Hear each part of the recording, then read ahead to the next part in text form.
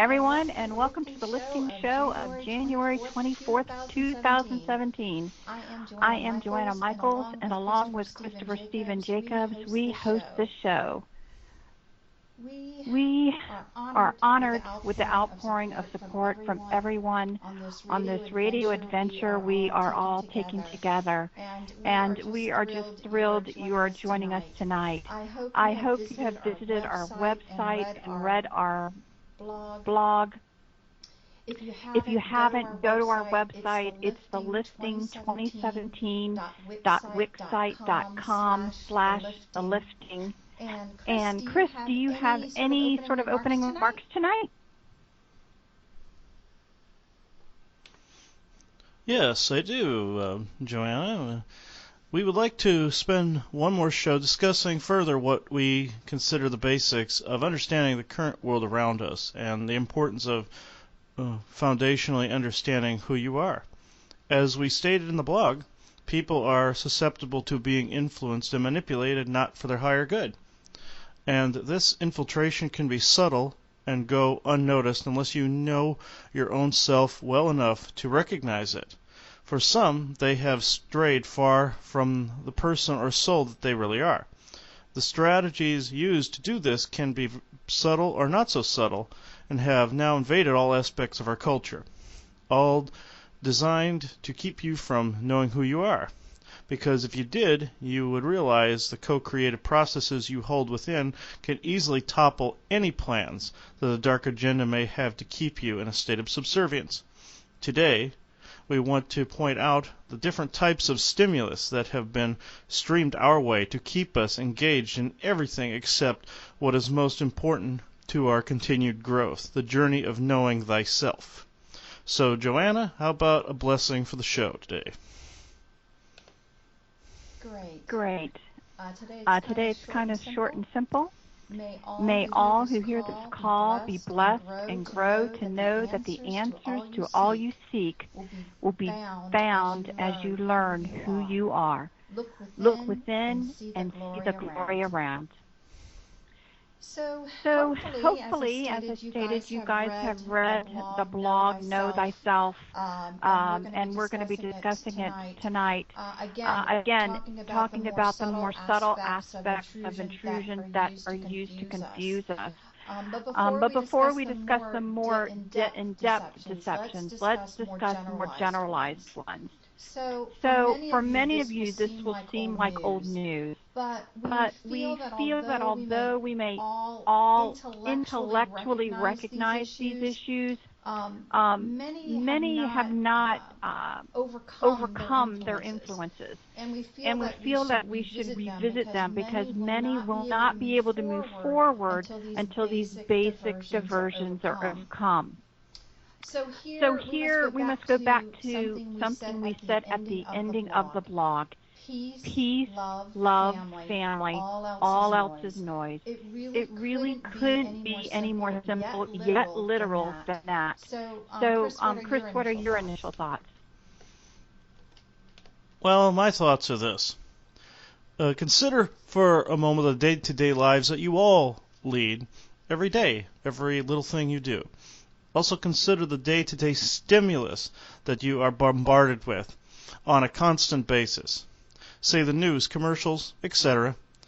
Also consider the other day-to-day distractions such as the he said, she said BS that we all have encountered. Think for a moment, if you will, how many distractions that you have seen in a single day. Here is a prime example. Say you are wanting to get something important done. Say a writing project, editing, painting, etc. But things just don't happen. They just keep happening to divert your attention. The phone rings multiple times with someone in crisis, quote unquote, or a roommate suddenly can't cope with something simple, and you are having to console them. Hence not accomplishing what you set out to do. Before you know it, the day is over, the sun is down, and you are ready for bed. But what did you get accomplished? Is this state of procrastination and or distraction truly who you are? You have no idea how many times I have heard this from clients. Well, I would do that, but blah, blah, blah. happen, or I have kids and family, so they are my focus. That second one may sound noble, but think for a moment. Inner growth does not take any time out of your day, none whatsoever, in fact. You don't actually have to sit for hours meditating or howling at the moon, yes, that's a joke in its own way, at night to actually grow internally. You can do all of what you need to do during your day and still wash the clothes, feed the dog, and take the kids to school. This "I can't grow because I have things to do" mentality needs to stop. Your kids will thank you for it in the end.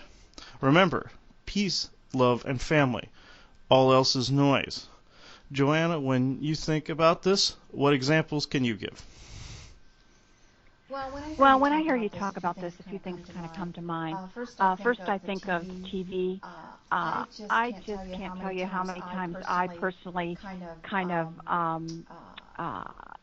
glance, and I really say that in quotes, at the news just to see what's going on. And then I find there I sit several hours later hearing the same story over and over again. Then I would find myself getting all caught up in the drama all the time. There was something in the back of my mind screaming to me as I was sitting there doing these things, screaming, "Distraction!" Yet I'd still be kind of caught up in it all. So sometimes I would realize it and then be able to break away from it and move on to what I was doing. And sometimes I couldn't do it. I just sat and would watch the same thing over and over. I did finally realize that if I spent my time doing that, that what did I really want to do? And what I really wanted to do for myself was things that brought me peace and joy. And if I was doing all of that and getting caught up in the drama, that really wasn't accomplishing what I wanted. So what I realized is that I needed to slowly, and it really took a period of time, I started to slowly spend less and less time watching TV. And then I actually kind of turned it off and then just started thinking and reflecting a little bit about what brought me peace and joy. It's like I forgot. It's like I literally forgot what brought me peace and joy. And then I just actually kind of took the time to sit around and just look at things around me and just kind of notice more of what was going on. If I wasn't spending my time, watching TV and being distracted, for me personally, I noticed nature a little bit more. Birds, simple things. Birds, the flowers, just the simplest of things. And I actually enjoyed noticing that. And I realized I thought this was going to be really, really hard because I even had it on all the time as background noise. So I really thought this was going to be hard for me. And it was a slow process. And then it actually became like I was more interested in tuning in on other things and not the TV anymore. And I realized that I didn't miss the political or war dramas. I didn't miss it. I didn't miss the commercials telling me that I was sick or that I was fat or that I was mentally ill. And so that's kind of the first thing that comes to mind, that we don't really realize, just the TV itself, how we get sucked into all of this other drama that doesn't lead to our own peace and joy. The second thing that comes to mind is really how I can do everything. And I mean chores and relationships, really anything. And when I'm not engaged in all that drama, I realize that I can actually engage better in my own personal life because I'm not distracted by all that other noise anymore. And I really realized that, I actually liked my own company, which is kind of weird because we don't really spend time with ourselves. But I actually liked my own company. And I would find myself laughing about things, just even to myself, like I was keeping myself company. So that was actually brought a lot of joy because it reminded me a little bit of being a child. And I started gardening. And then one thing I realized about myself is that, oh my God, it never gets old. I love to watch a plant grow from a seed. And I remember what it's like as a child to be amazed at things and to just that laughter, that childlike laughter that just comes out of nowhere. And although I may have been afraid to laugh out loud in front of other people or an audience, I certainly was no longer afraid to laugh out loud to myself. And it felt really good to do that. So what I realized is that, here we are doing what we're doing and saying what we're doing, but I actually had to take the time to really start practicing what I am preaching now, and that's kind of what I've been doing. So those are kind of my first thoughts, Chris. What else do you have to say? Well, there's a few other things I want to point out. Another important one, in fact.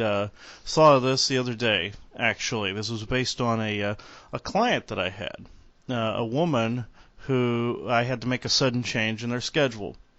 What I'm about to say proves that these distractors have a delay or lag to them, I found out. It's like a computer having to deal with a sudden change, a real sudden change. I had to schedule a person the very next day that I'd had this one day because something changed. The read went off without a hitch, but she pointed something out to me that was very, very interesting. She told me that her family members were always right on cue. It's like a director saying, places everybody, places stage in 10 minutes, or always seemed to that way when it came to distracting her at any point she wanted to grow. She told me that on the day we were to have our read, her brother, daughter, and son were taking their places, quote unquote, as if they were ready to perform a play. The play being the barrage of distractions that would have prevented the session from having its full effect for her. Suddenly changing it to the next day prevented this from happening. No distractions happened, and in the end the client was helped. This also proves that there are forces attempting to script, quote unquote, our lives. AI forces that cannot seem to adapt if changes are made swift enough and distractions are ignored. This is actually a very interesting concept. I've noticed this actually since then. I've noticed this with several other people. They've told me that, like what I said earlier in this conversation, that their roommates would distract, their kids would distract, phone would ring, everything. It was just exactly like actors on a stage. It's unbeknownst to these people. These people don't know this is being done. They're actually feeling the emotions. They're actually living their life. They're actually these things are actually happening. It's this one thing after another concept. And my guides told me a very long time ago when I was going through this after my horrific accident in 2009.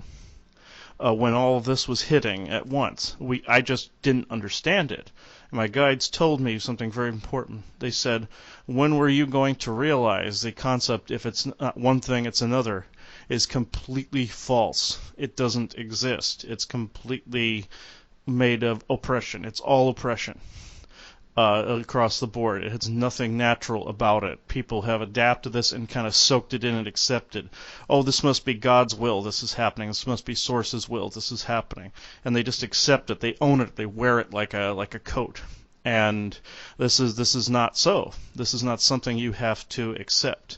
When this is starting to happen more and more with people that are growing, people that are changing, people that are adapting. It's this divide and conquer mentality that these darker forces have. They'll try anything to get you to stop doing it. And my advice right now, never stop doing it, no matter what kind of distraction. Even a family member, I will tell you something. I'm not going to name the family member.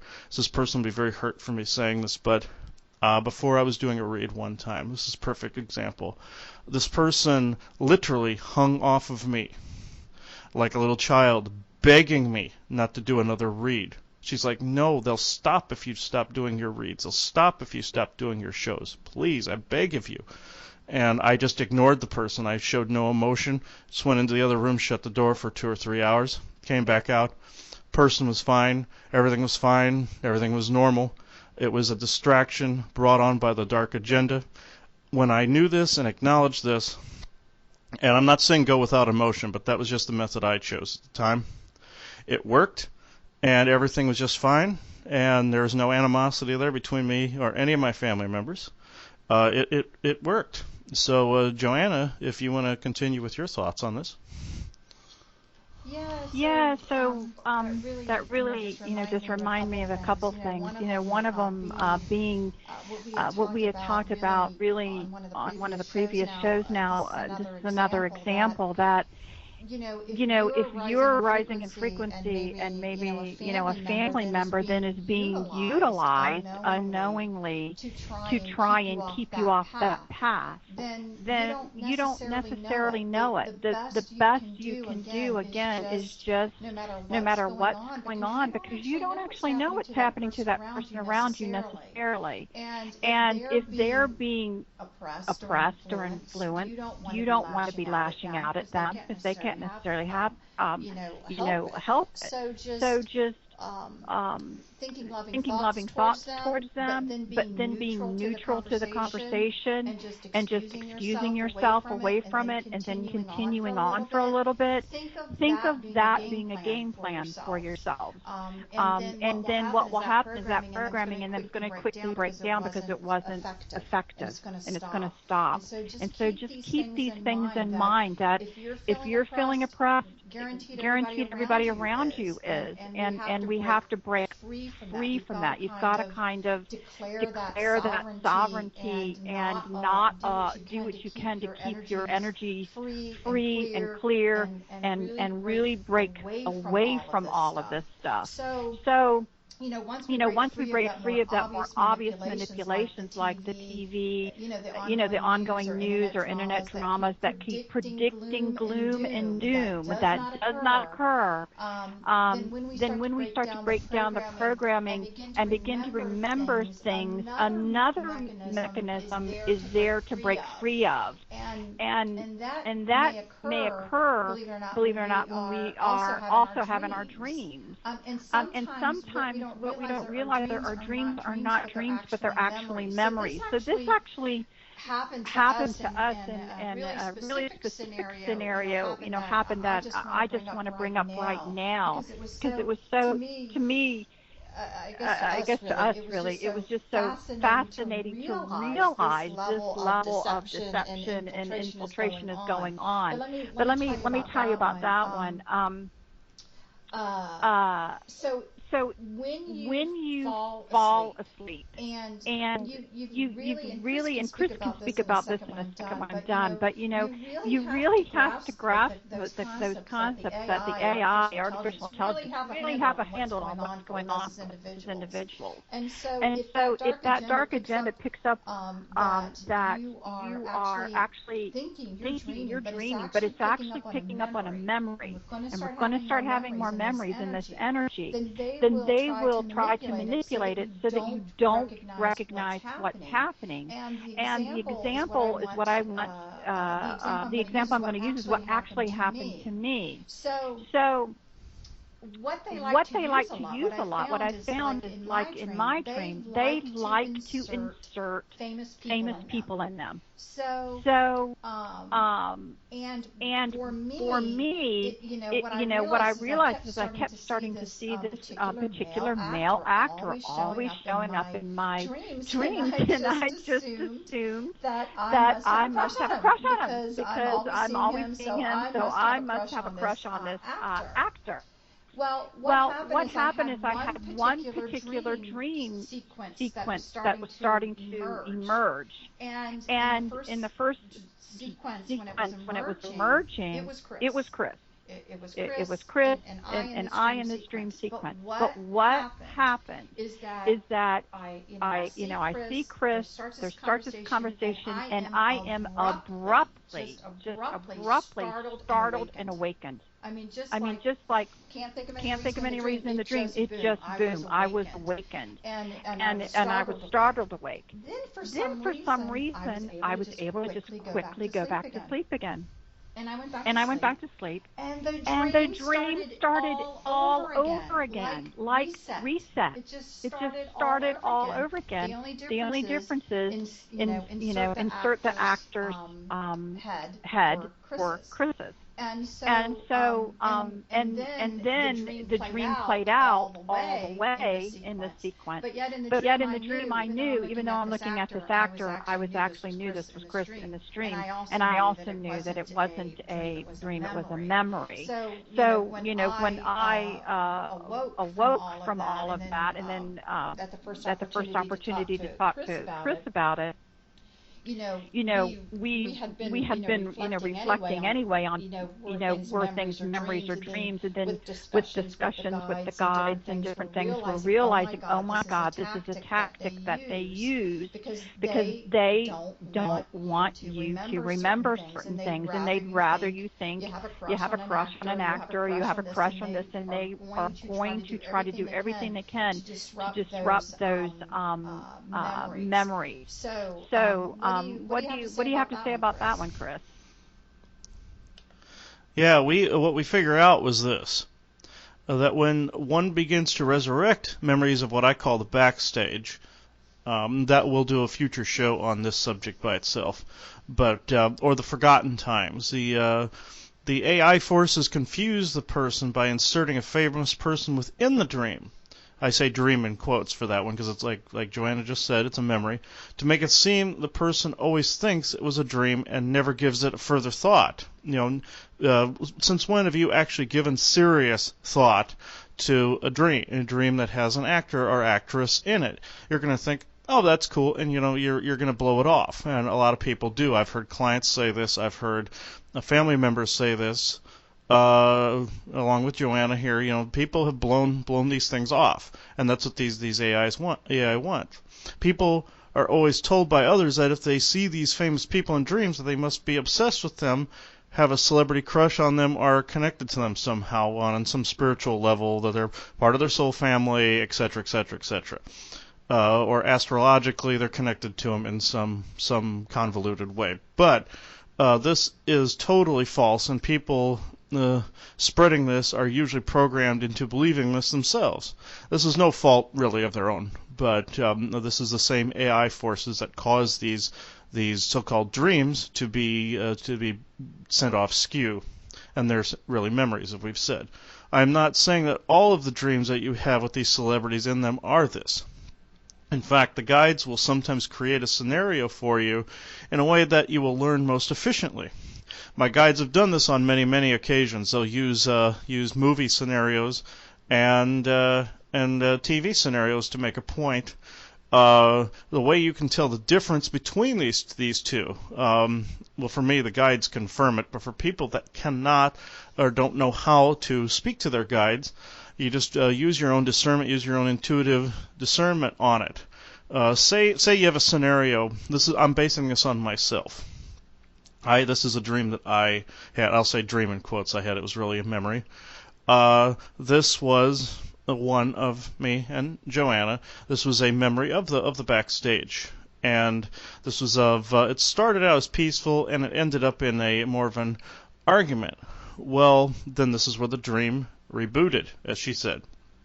I woke up, went back to sleep again, and then there were celebrity faces on the I'll say characters, quote unquote, of the very actors from the movie John Carter, because the movie John Carter struck such a chord with me at the time, and this is what triggered these memories to begin with. I'll talk about this in some other episode, but needless to say, this triggered a lot of things.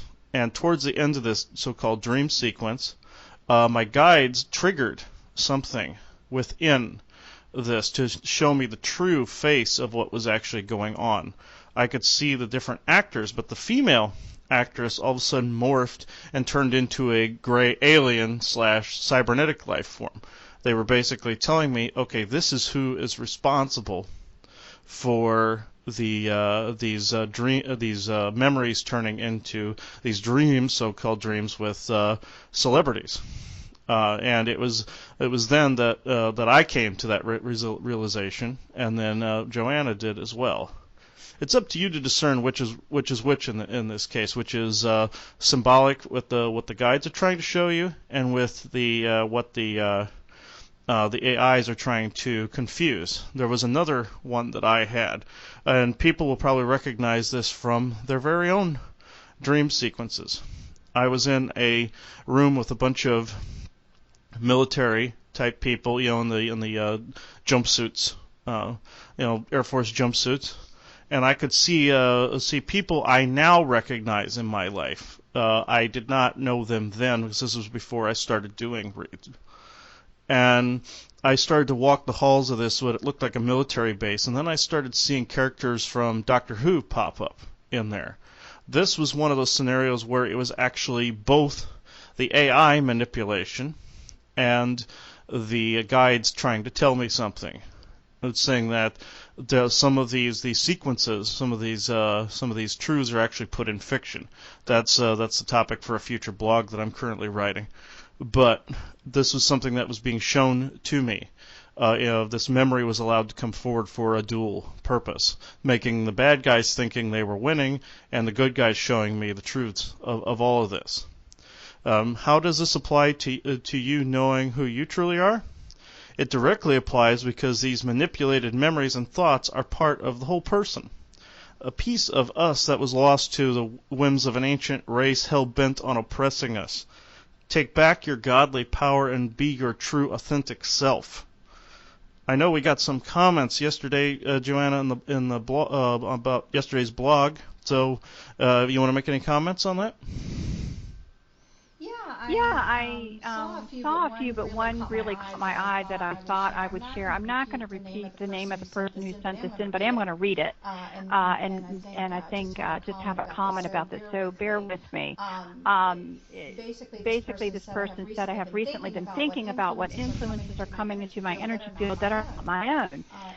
In the blog, you mentioned many examples of how we can be influenced in the spiritual and mental realm. You also pointed out how we are influenced physically. I find that particular aspect very interesting. I think that as a species, we all know which components that we need in order to live a maximized healthy life: sleep, exercise, healthy food, clean water, and sexuality. These items are at the very base of a pyramid-shaped structure of necessity of life. They are the bedrock items that need to be in place so that the more etheric, emotional, and spiritual needs can have a root holding to launch from. So why is it hard to be healthy? Why do we choose things that deep down we know aren't good for us? With recent reflection, I've come to believe that as a species, we have been purposefully and systematically cut off from attaining these basic physical needs. Through GMOs, chemtrails, fluoride, immunizations, pharmaceuticals, and the hypnotic mind control from electronic grid systems and devices. We've had our legs cut off from underneath ourselves. Just think about it. It's far more devious to be attacked at this basic level, especially when light workers tend to put their attention and focus on raising their higher chakras. The obesity phenomenon is a huge example of how we are not connected to our true physical needs. It's a devilish ploy to keep people low on their physical plane, so their energy advancement is greatly curtailed. 1 in 3 Americans are within the range of obesity. So this has been a very successful tactic.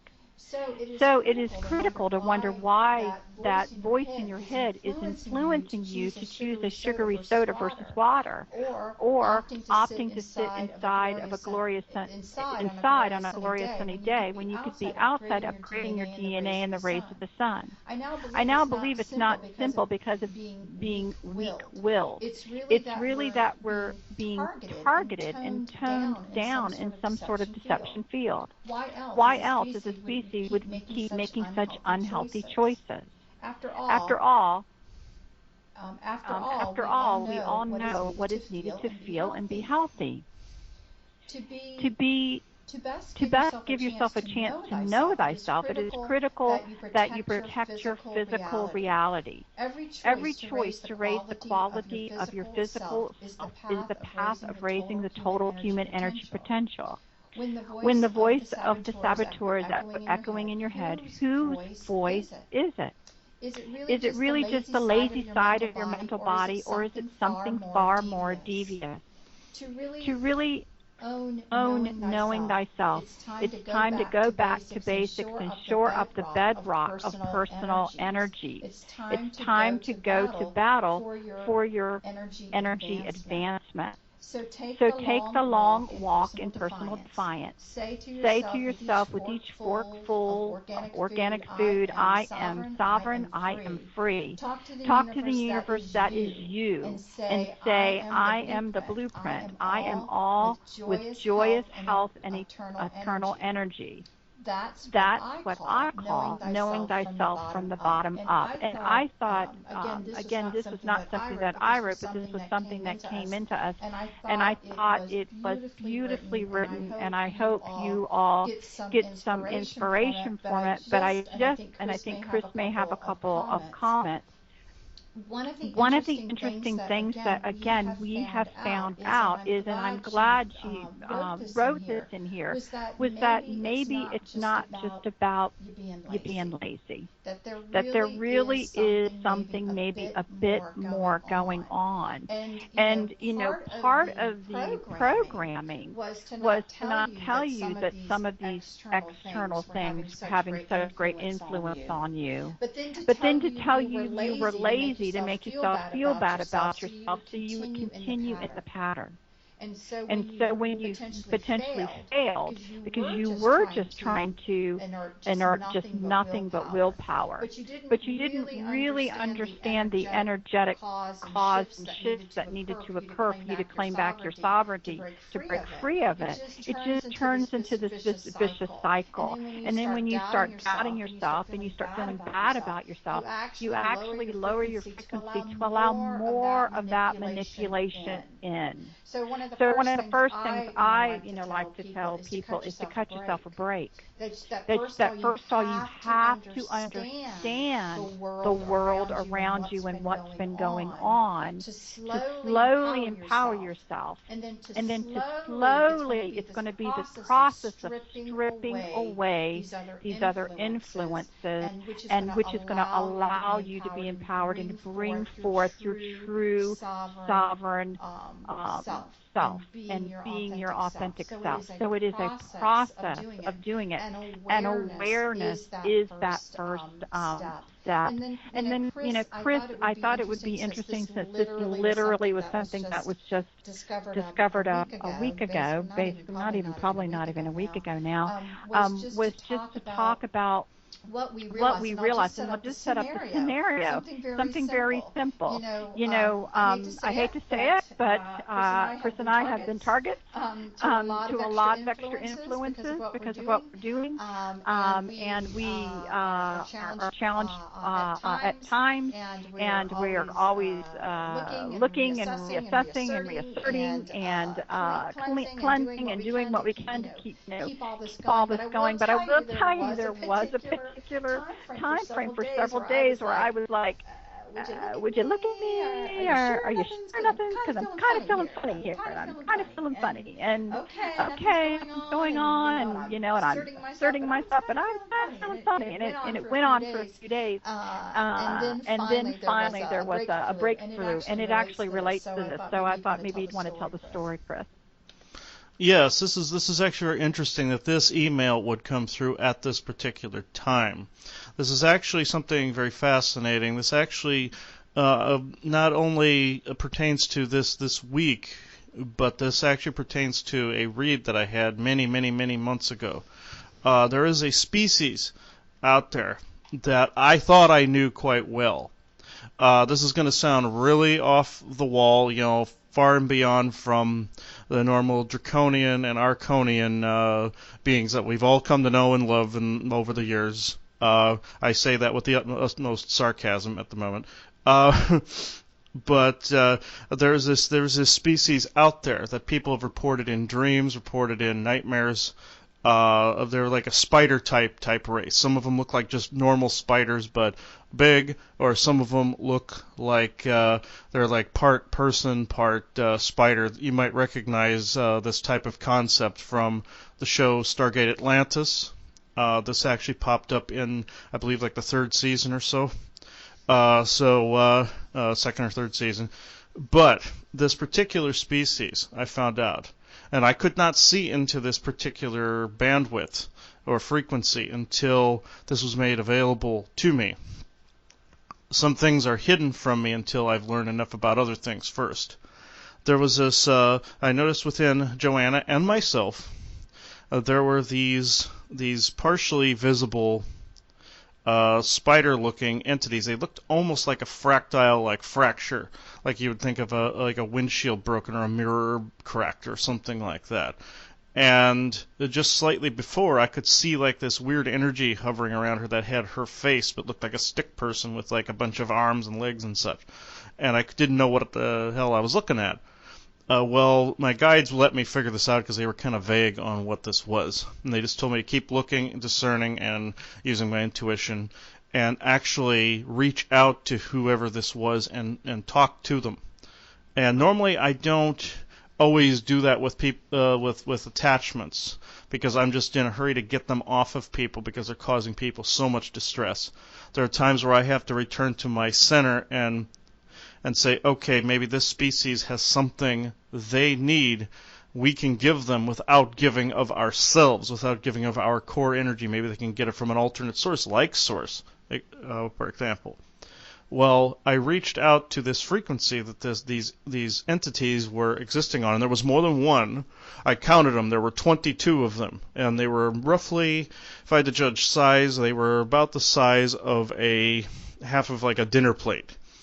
And they called themselves the Rachni Infinite, or Infinity. And they told me they were refugees from a collapsing universe.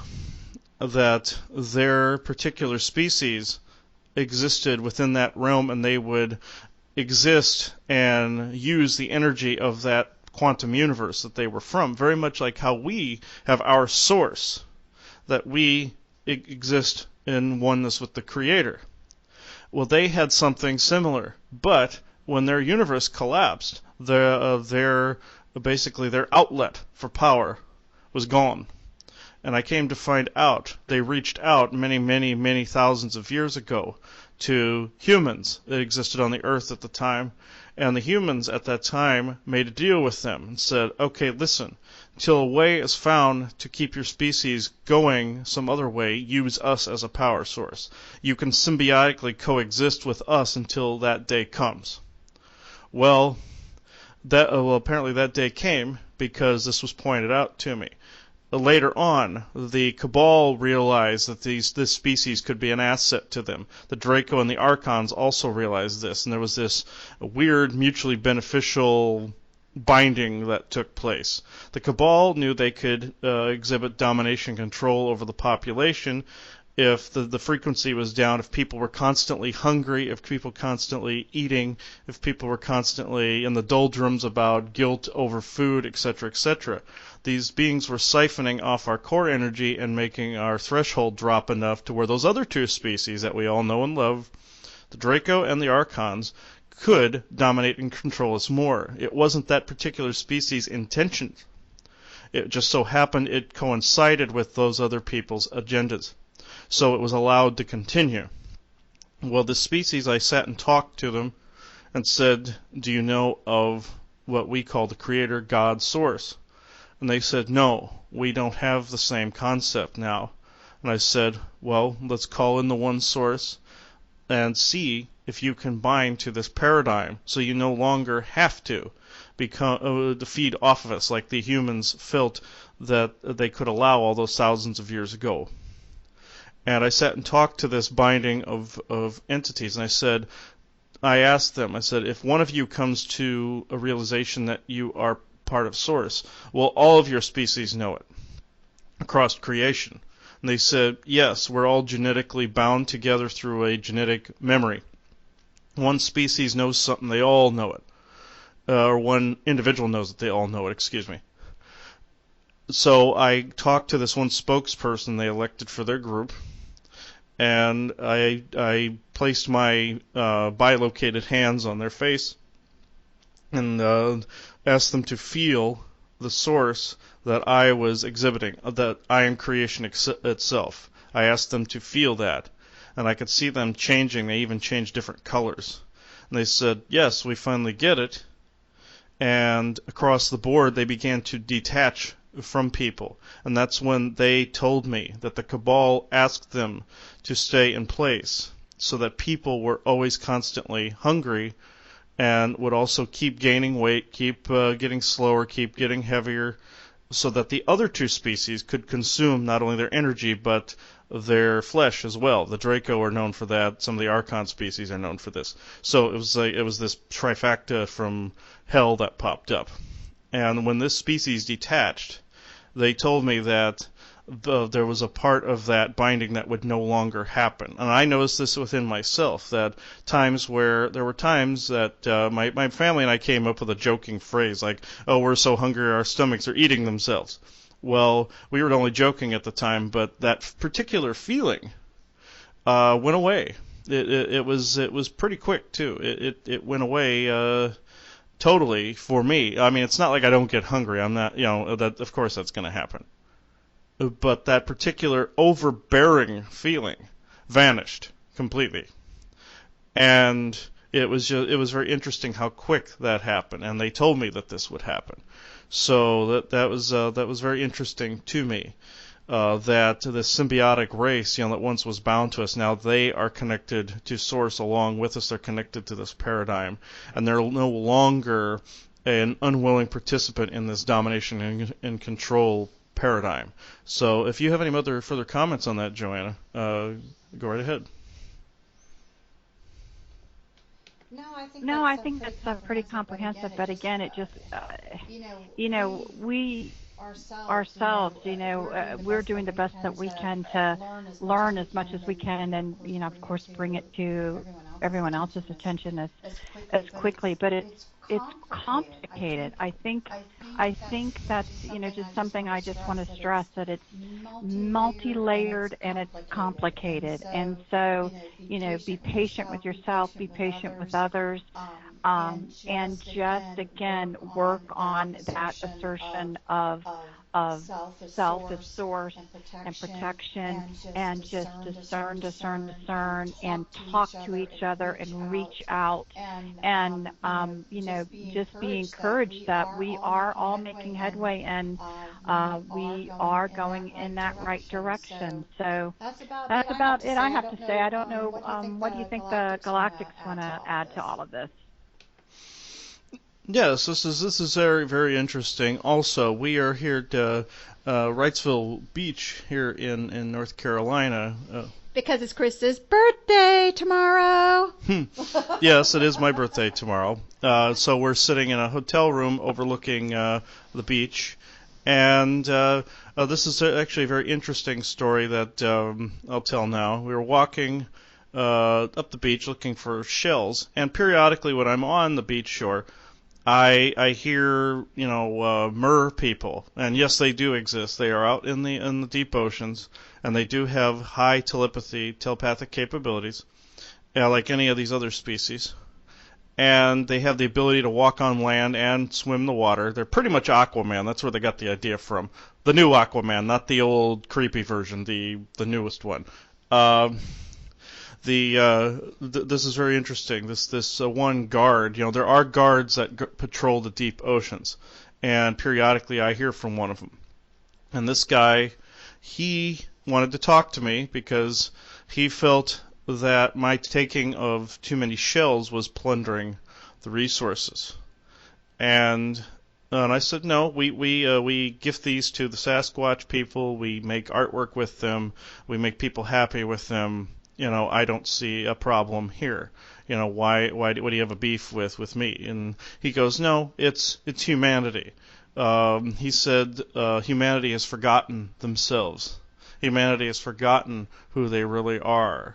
They've forgotten exactly who they are. And I said, this is interesting because we are doing a show now this evening about knowing thyself. I said, do you wish to come on the show, channeled through myself, of course, to speak your piece on how humanity needs to regain certain aspects about themselves and about the environment in which they live? He said he would be honored to do so. He said unfortunately he wouldn't be able to physically come see us or talk to us, even though he was really wanting to do so, He said humans and his people once sat side by side and drank and broke bread with each other many thousands of years ago, tens of thousands of years ago, according to him. And he wanted to see that once again, but apparently there are some rules in place with his people. He said his king would not allow it, but they do allow telepathic contact if it means helping out up here in some fashion. So I'm going to bring him in. He did not provide his name.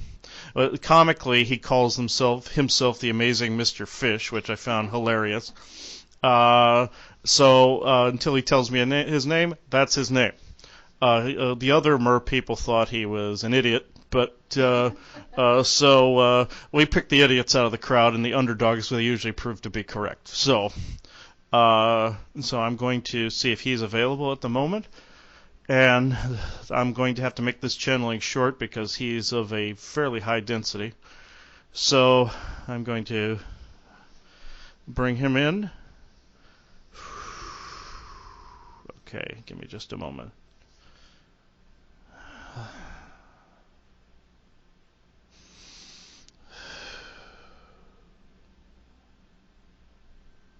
Greetings, all of you, this evening. I am a being known as a Myrmidon, or, as you call us in your history, mermen or mermaids. Obviously, I'm not a mermaid because I'm male, but that is beside the point. I am what's known as an etheric guardian. What I mean by etheric is this.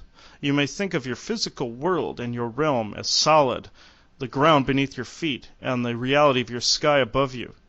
This is not the case. It is an illusion, dear ones. An illusion. Your environment, however, is not always an illusion. What you do affects so much more than you realize. What you pollute in your atmospheres, what you dump into your waters, what you pollute within yourselves by not even knowing who you truly are. This pollutes your planet far greater than you realize. This pollutes my realm of the Water Kingdom. This perturbs my king most greatly, who you may not recognize because the one you know of, Poseidon, has not been the main king for many thousands of years. But I digress. How you know yourselves is how you affect the environment around you. The ability you know of as manifestation is so prevalent now because of the fact that you are evolving. You are evolving so much more, even though your species has forgotten so much over the thousands of years since your species and mine have sat across the table from one another in friendship and brotherhood. This has changed so drastically. My species is not used to being separated from your own. This is something that I must ask of you on behalf of my people, even though my king will not mind at the moment. He may even show up on this program in some future capacity. But I have actually been commissioned and or given permission to speak on behalf of the Myrmidon people. Please, I actually beg of you now, know who you truly are. Know that the damage you do to the environment around you, though there are aspects that are illusionary in nature, actually do damage in other parts of your physical realm and ours. These are things that I wish to God and your Creator that I could show you right now. We have the technologies to clean your waters. We have the technologies to clean your air. We have the technologies to actually replace your nuclear fusion technology. We have the ability to replace electricity altogether. We are forbidden from sharing this until the day comes that your species is aware enough to not only misuse these capacities, but to know yourself so definitely and efficiently that you no longer will corrupt at the very prospect of giving these technologies away. This was a mistake we made so very long ago because we did not know that humanity was on a slightly different learning curve than our own people. We assumed that since we were at a certain stage, your people would quickly ascend to that certain stage. We were very mistaken in that respect, and this is an apology coming from the Myrmidon people and the Agarthan network because of the fact that we based this on an assumption about ourselves. We did not know ourselves well enough to even begin to know your people. So, in this respect, we are asking that you know yourselves better than we ever have known ours. That way, when we do share these technologies once again, your people will stand with us in the sunlight and stand with us on not only the seashore but under the ocean with us, as it was in many, many centuries hence. This is something that we wish for your people as well as our own, because we could learn so much from each other when we are on an even and more meaningful playing field, even though we are all one, of course, and we are all equals, of course. Your people have a long way to go, and thusly, the first thing you must do is know yourself, know when you are being oppressed, know when you are being something other than yourselves. Know this with absolute precision, so that these other beings can also join us in the sunlight. Or, in the case may be, if they must go to a lower density, so be it. But there are some that will also join all of us in the sunlight. So, as I've said, know yourself. Know that your actions, your words, your beliefs, your vibrations have an effect on the environment around you. When you know yourself, this will all change. This will all change. Thank you, and good night.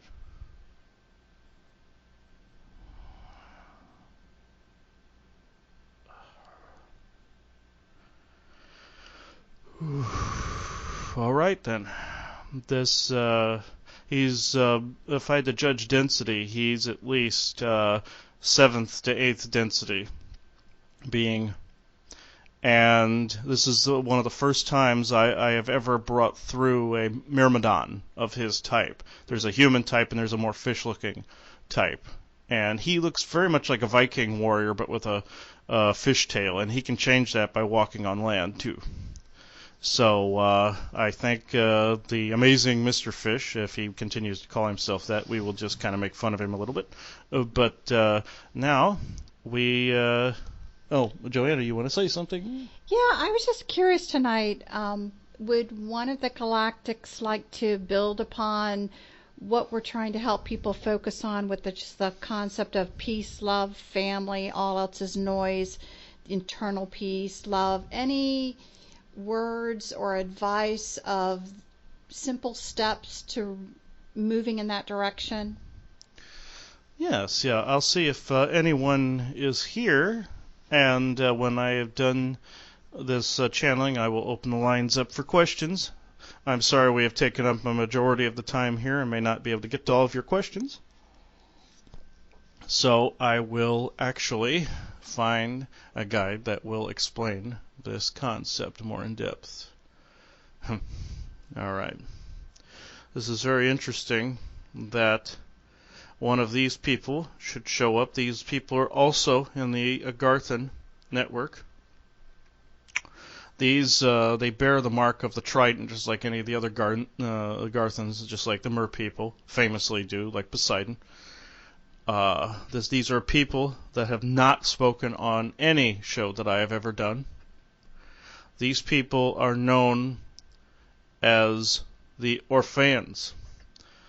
You may recognize this name because it is the precursor to the name Orphan. I was told this. I will briefly tell you where they come from. They come from a collapsed universe. The Void Space Guardians, as they're known, let them in to our universe so they could have a fresh start after their universe died. They went through the Pleiades, met with the ancient Mayan culture that was there before their oppressive times, came here, entered the inner Earth along with the Agarthan network. That's a basic rundown of how they got here. I can go in depth on some other shows some other time, but I'm going to see who this is. I'm going to... okay, he says his name is... Let's see if I can pronounce this correctly. Tifanan. Tifanan, I believe he's saying his name is. Okay. He is definitely, I'm going to confirm that he is definitely of the Orphean species. Yes, yes. Okay. I will let him in slowly because his vibration is slightly different than mine.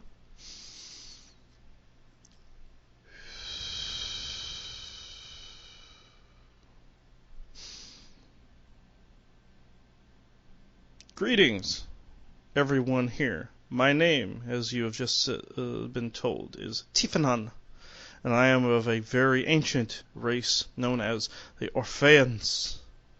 We were orphaned many thousands and thousands of your years ago when a malicious attacker used technology to destroy our universe. Yes, this is indeed possible, but this race is long since vanished, so you need not worry. The concept of peace, love, and family, all else is noise, is a most intriguing concept to us, because our family is who we had to bind to so readily, so readily, because of the fact that we were refugees from a universe that no longer is. We scattered to the four winds, as you would say, and some of our people made it to your world. Our family eventually showed up here, the rest of our species, and entered the inner earth. You would know our species more readily by the name Snow Elf or White Elf. We do have pointed ears like your fictional characters, Mr. Spock. We have white hair, and we have white skin. We would blend in very well in your winter environments and survive in them most efficiently as well. The original homeworld was very much like your Arctic ice caps.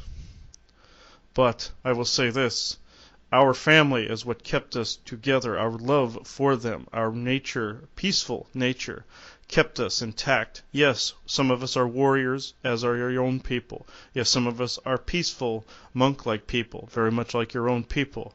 We combined these two concepts along with the concept of family and love, and we survived. We survived the pushing out of other species, pushing us out into space. We survived the wandering across the black night of your intergalactic space. We survived until we found a new home, a new family. This would be your own species. We have a magic that we have brought to the table from our very own universe, despite the Void Space Guardians' objections to the contrary.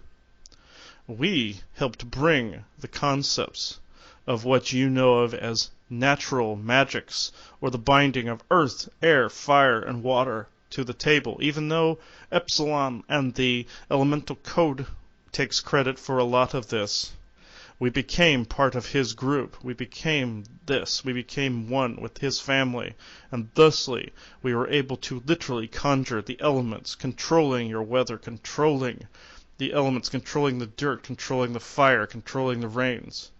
If the Cabal thinks they have control over your weather, they are sorely mistaken. But I digress.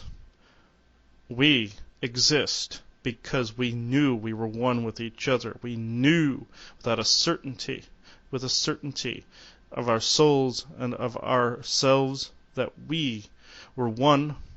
We knew this, and we still continue to practice this to this day. We help humans practice this to this day. That peace, love, and family, all else is noise. This does not mean capitulating to programming that other family members are under. This means loving them and continuing on the path to oneness and love and healing them from their very own programming issues. This does not mean that we capitulate to any of the darkness that is on your planet or help win or wage wars with other factions. No, we consider all humans our family, all people our family. We consider all of you our brothers and our sisters. So, in this respect, I must say that if humans expect us to take a side, so to speak, no, unless that side is dark, then no, we will not do this. But again, I digress. Peace, love, and family. All else is noise. This means any programming, any issues you have on your television, any distractions, anything that prevents you from knowing yourselves completely and fully, that is noise. It always has been noise. It has been noise for far more centuries than your humanity even knows it's even existed at all. Our people have observed this and have cried at the fact that these distractions even exist at all, but we know that your people are growing and learning in spite of these distractions and because of some of these distractions. The overage is being dealt with by you changing. The overage of darkness is being dealt with by you evolving and knowing and coming into your own and knowing yourselves. This is something that we will help with in these coming of days. My species has observed you on the surface for a long time now. We walk the surface with you. We are your neighbors. We are your brothers in the earth and the sky. We watch and help you on a telepathic level. Know yourself and know your family and know that you are loved. Thank you for having my species recognized this night. Goodbye.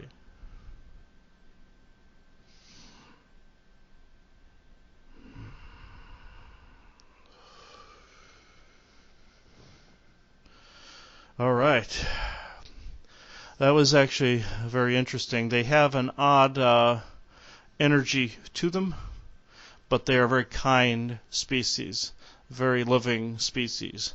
They had to be to survive, and that was the point that they were making a moment ago, to recognize that we're all one in this together as family. So with that, even though we have gone over time tonight, and I do apologize for that, I am opening the line to questions at this time. Go to get into the Q&A queue, hit *6, and when prompted, hit 1. We will wait a moment to get anyone who wishes to speak. All right, we have a single caller with a phone number ending in 7443, a wireless caller. Welcome to the lifting this evening. Hi, Chris. This is Frida. I have a question. Oh, hello, Frida. How are you doing? Good. So I've been wondering, with everything that we're listening to your show as well as it's been broadcasting, that energies are changing, all these changes are happening. How come there's still this much violence, this many, let's put it, non-benevolent beings here still on Earth as leaders of different countries? I know the changes in U.S. are happening towards good, which is very nice. But there's still violence around the world happening. How come? I mean, shouldn't those people have already been gone? Yes, this is actually a very, very good question. You're not the first to tell me this or ask me this. There are these other forces out there, though there's some of these bad forces have indeed left the system and they are gone. There are some that are supposed to be here to evolve along with us. I was told some of the Arconian species and the Draconian species were supposed to be here in order to evolve elements of their own races. But they are having a far worse time of evolving than we ever will, because they were geared towards violence from the very beginning. So this is part of their nature. They have a phrase they like to tote around quite often, and they say, "to the last breath," meaning that some of them just won't be helped and they will end up staying in the third density. But the ones that are actually starting to move with us are actually having a very rough time of this, and so therefore they're going to lash out more, and you're going to see waves of this violence coming and going. But I have been told by guides like my guide Simeon that this is actually going to come to a head and then just be canceled out after a while and become more balanced. Do you want to say something, Joanna, to answer this further? I want to just add to, because we were actually asking the same exact thing of the guides, and we've had a couple discussions. So one of the first things that was reasserted to us was that although our desire, a lot of people's desires, they want us already through this certain point in a certain transition, that it actually isn't working as quickly as that. And so, my whole thing were the people that were now coming into these governmental roles, were they all, transitioned over to the light? And basically I was told, no, the cabal's still there. there. They're still trying to run things. They're still trying to, cause as much problems as they ever were, as much drama, as much whatever.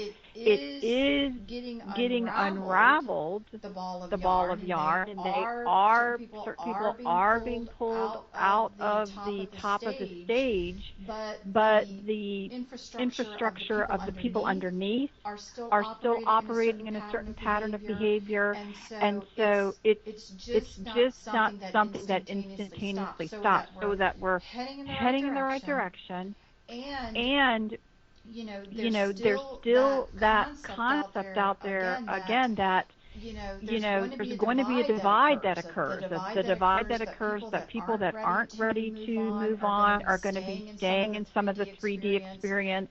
The people that are ready are moving on, are going to be moving on to the other, and that divide has not occurred yet. So there's still an alignment of the two going on as well. And so it's frustrating. But again, I kind of reassert like Donald Trump, is he of the light of the dark? And I'm like, well, he really does serve a great purpose, because those that are tired of this are going to turn off the TV and start co-creating something better, and those that don't know who they are yet are going to get a lot more drama to figure out who they are. And so we're still in the midst of it, and it's just not something that I think part of it, honestly, there was a psyop to make people believe we should be further along, so that the fact that we're not, people would get disappointed and disillusioned and still stay down. So I think that's also in play. So when we were talking about denied known and manifest differently kind of thing, we even mean that. Whatever you were told by light workers or whatever, by all these soothsayers who say we should be in this certain pattern, be here by now or there by now, forget it all. And just go within inside and working on that co-creative process, because we are heading in the right direction, but there was a lot of disinformation that infiltrated everything that was out there. So that kind of was my thoughts, Chris. Yeah, that's very interesting. Yeah, I hope that helped you, Frida. Thank you. Thank you. Thank you for calling in. All right. Do we have anyone else that wishes to ask a question? We'll answer a couple more. Dial *6, and when prompted, dial 1.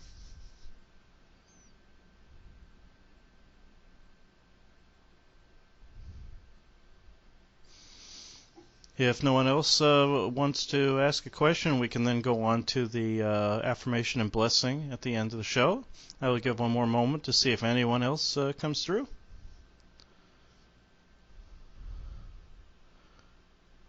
Alright, doesn't look like anyone is there.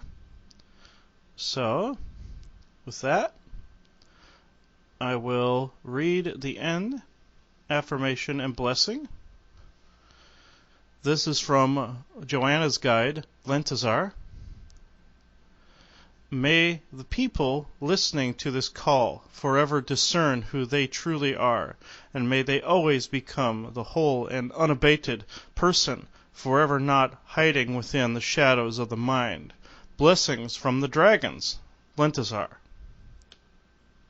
Now I will read some announcements, and then we will be done with the show for this evening. Thanks for joining us. Let me end with just a few announcements. Yes, I just read that. Sorry, I got discombobulated for a minute. This show will be available to replay as soon as it is finished by calling the free conference call replay number of 712-775-7039. You may also listen to this and other shows by visiting our website, thelifting2017.wixsite.com/thelifting. Please watch for our weekly blog. We'll post a new blog every Monday and discuss it further on Tuesday's show. Hopefully, between reading the blog and listening to the discussion on the show, you will be able to reflect and ask questions related to the topic. If you have questions after the show, please forward them to thelifting2017@gmail.com. Every other Thursday, we will have a viewer's questions show. We will choose questions from the audience to answer here. Depending on volume, we cannot guarantee we can answer all questions. If we notice a similar question being asked from multiple persons, we will also add the question and answer to the FAQ, Frequently Asked Questions tab. Our next viewer question show is Thursday, February 2nd. You can also schedule a personal reading from me or my mother, Katrina, by going to the website and clicking into the Appointment tab. Sessions costs are $125 for 1 hour and $200 for 2 hours. I will not go over a 2-hour reading in one session. Starting February 1st, the method of confirming the appointment will be by a $50 non-refundable deposit due 2 weeks prior to the scheduled appointment. If this deposit does not occur, the appointment will be canceled and then I will fill it with another client. If you need to cancel at any time, you are certainly free to schedule another time. Thanks so much for joining us tonight on this first episode of The Lifting. It is not the first episode. I was reading a script. I apologize. Whoops. I got discombobulated again. I apologize. That just happens from time to time. We've had a few psyopses happening here of our own, so excuse me. We look forward. We love to laugh. Yeah, we love to laugh, so this is funny. We look forward to chatting with you again next Tuesday. Oh, of course, the date is wrong on that, too. Just know it's next Tuesday, folks. Have a good night. Bye. Bye-bye.